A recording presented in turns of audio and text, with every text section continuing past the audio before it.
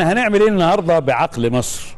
هل احنا عاوزين ننعشه؟ عاوزين نقول له والله انت العبقرية كامنة فيك مستخبية؟ هل الشعب المصري محتاج ان حد يقوله كده؟ ابدا. الشعب المصري يعلم انه عبقري، ولكنه يستسهل التطبيقات التي يعمل فيها عقله،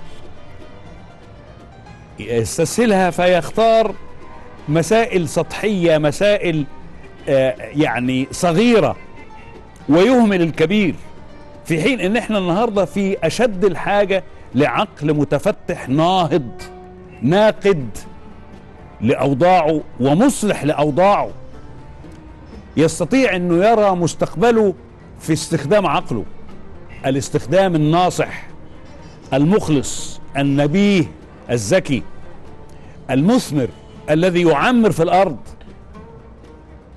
إنما لو تركنا العقل المصري في رتابته وركوده هنظل نمشي في الشارع بالطريقة اللي بنمشي بيها، وهنظل نتعامل بالخشونة التي نتعامل بها، وهنظل غير متنبهين لما أمر به الله سبحانه وتعالى من اللين في التعامل، ومن حسن اللغة وحسن المودة.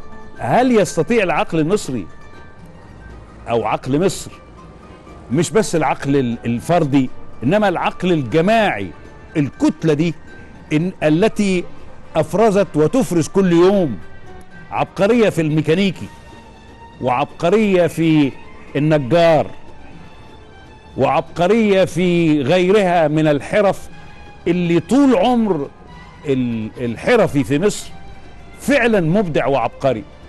أدور اليوم ألاقي إنه سطحية العقل المصري أو سطحية استخدامنا للعقل المصري انعكست على نوعية الجودة اللي بناخدها من بعضينا. النجار ما بقاش يعني النادر اللي بقى يبذل فعلا تعبير حقيقي عن عقله. هل ده كسل؟ كسل. كسل، في كسل عقلي، انما ده ما بينفيش العقل، هو بينسب لنا ان احنا مكسلين عقلنا.